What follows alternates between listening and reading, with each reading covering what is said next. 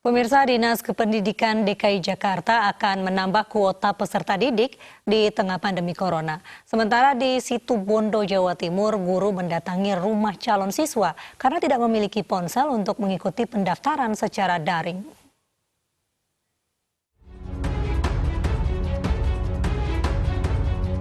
Kepala Dinas Pendidikan DKI Jakarta menambah kuota peserta didik pada tingkat SMP, SMA, dan SMK. Peningkatan kuota dilakukan mulai jalur afirmasi untuk jenjang SMP dan SMA dari 20% menjadi 25% dan untuk jenjang SMK dari 20% menjadi 35%. Seleksi PPDB Jakarta 2020 terdiri dari beberapa kategori, yaitu zonasi, afirmasi, jalur prestasi akademik, dan luar DKI Jakarta. Semua proses PPDB dilakukan langsung secara daring dari rumah. Terdapat beberapa tahapan dalam pelaksanaan PPDB secara daring, yaitu dimulai dari proses pengajuan akun, pendaftaran atau pemilihan sekolah, sampai proses lapor diri bagi peserta didik yang lolos seleksi. PDB dilaksanakan dari rumah secara daring, dimulai dari pengajuan akun, pendaftaran atau pemilihan sekolah, sampai ke proses lapor diri untuk peserta didik yang lolos seleksi. Layanan informasi PPDB Dinas Pendidikan dapat diakses melalui situs Disdik DKI Jakarta, disdik.jakarta.go.id, dan ppdb.jakarta.go.id. Sementara itu di Situbondo, Jawa Timur, demi mendapatkan siswa baru, sejumlah guru SD Negeri 4 Sumber Anyar mendatangi rumah calon siswa dengan membawa belangko pendaftaran dan sejumlah dokumen. Ini dilakukan lantaran mayoritas wali murid tidak memiliki ponsel dan jaringan internet untuk mengikuti pendaftaran secara online.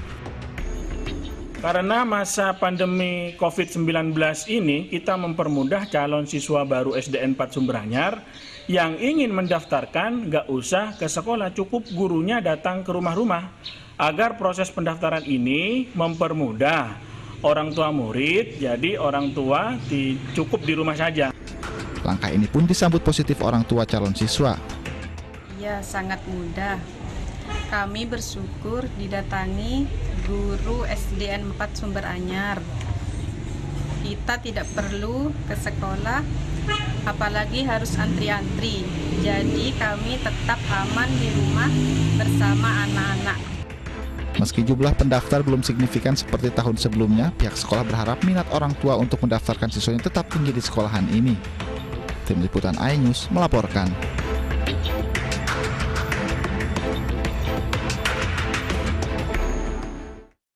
Pemerintah memutuskan kebijakan dan panduan belajar mengajar di tengah pandemi. Tahun ajaran baru tetap dimulai Juli mendatang, sementara sekolah di zona oranye, kuning, dan merah dilarang bertatap muka saat belajar. Dan berikut keterangan Nadiem Makarim, Menteri Pendidikan dan Kebudayaan. Dalam situasi COVID ini, yang terpenting adalah kesehatan dan keselamatan para murid-murid kita, guru-guru kita, dan keluarganya murid-murid kita.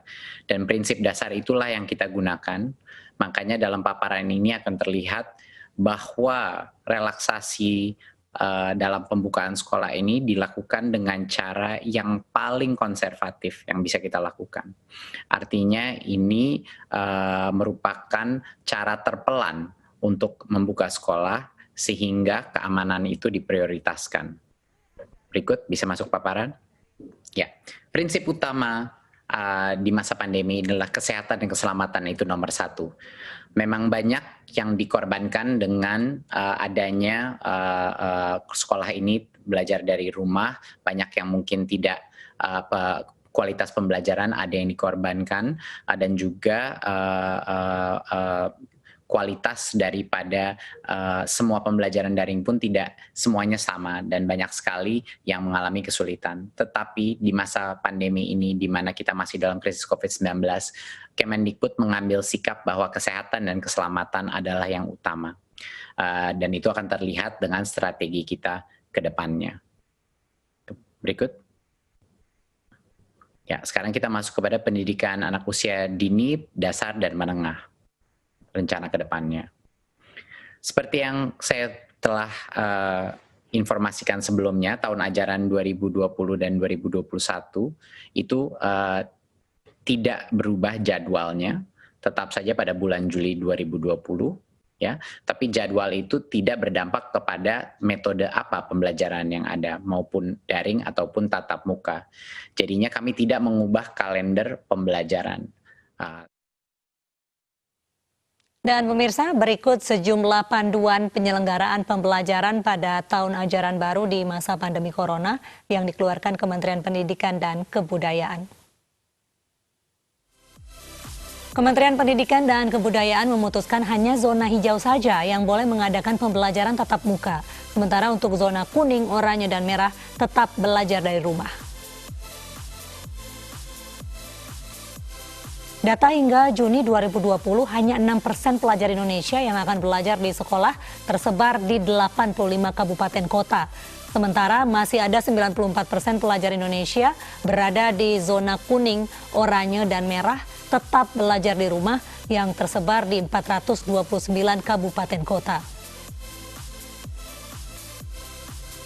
Untuk sekolah di zona hijau harus memenuhi protokol kesehatan sekolah, meliputi sarana sanitasi seperti toilet bersih, tempat cuci tangan, dan disinfektan.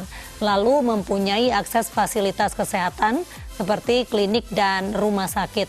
Selain itu, siswa dan guru wajib memakai masker dan menyediakan alat pengukur suhu tubuh.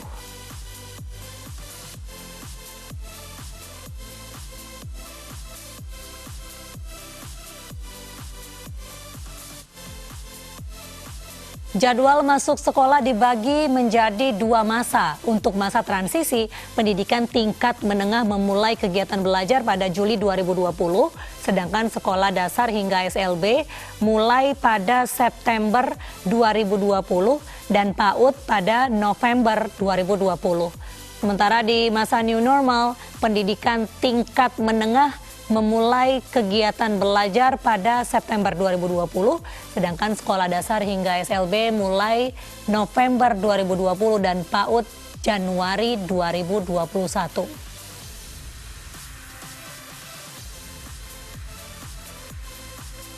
Dan pemirsa, adapun aturan jarak dan jumlah siswa saat di kelas untuk sekolah dasar hingga SMP, jaga jarak minimal 1,5 meter dan hanya 18 siswa per kelas. Sementara untuk SLB, jarak fisik minimal 1,5 meter dan hanya 5 siswa per kelas. Dan terakhir untuk PAUD, jarak fisik minimal 3 meter dan hanya 5 siswa per kelas. Jadwal pembelajaran menerapkan sistem pergiliran rombongan belajar atau shift, menyesuaikan kapasitas sekolah. Sementara untuk kegiatan di lingkungan sekolah pun juga diatur. Untuk di masa transisi, kantin olahraga ekstrakurikuler hingga kegiatan orang tua siswa dilarang. Sementara di masa new normal, kantin bisa beroperasi dengan penerapan protokol kesehatan. Olahraga dan ekstrakurikuler diperbolehkan asalkan tidak memakai alat atau fasilitas bergantian dan harus tetap jaga jarak fisik 1,5 meter. Serta kegiatan orang tua siswa diperbolehkan tetapi dengan penerapan protokol kesehatan.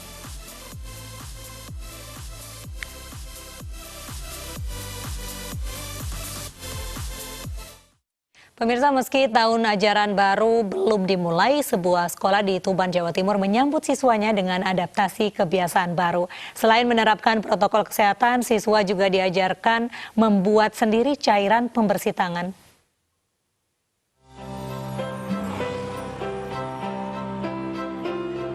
Adaptasi baru atau new normal juga akan diterapkan di bidang pendidikan. Seperti di Tuban, Jawa Timur, Sekolah Dasar Muhammadiyah 2 Palang mulai mensimulasikan standar protokol kesehatan new normal di sekolah mereka. Jika tahun ajaran baru resmi dimulai, pihak sekolah mewajibkan siswanya mematuhi protokol kesehatan. Mulai dari berangkat hingga tiba di sekolah, seperti menggunakan masker. Sebelum masuk ke ruang kelas masing-masing siswa terlebih dahulu disemprot disinfektan, mencuci tangan, dan dicek suhu tubuh oleh guru. Dan selama proses belajar mengajar, baik guru maupun siswa akan menggunakan face shield atau pelindung wajah dan menjaga jarak antar siswa. Jika biasanya satu kelas diisi hingga 30 siswa, maka di new normal satu kelas hanya diisi 15 siswa. Ini sekolah melakukan dengan tata cara baru karena virus corona. Pakai masker dan dari depan ada penyemprotan, terus cuci tangan. Keberangkatan siswa sudah disiapkan dari rumah, protokol kesehatan mulai dari cuci tangan, kemudian ganti baju setiap hari ya sebelum berangkat, kemudian semua dalam keadaan bersih. Ketika nyampe di sekolahan, mereka secara bergantian disemprot disinfektan. Sementara itu, siswa juga diajari untuk membuat cairan pembersih tangan sendiri yang dapat digunakan untuk di rumah dan di sekolah. Di era new normal, nantinya proses pembelajaran juga akan dilakukan secara virtual dan guru mendatangi siswa di rumahnya. Dari Tuban, Jawa Timur, Pipit Wibawanto, iNews melaporkan.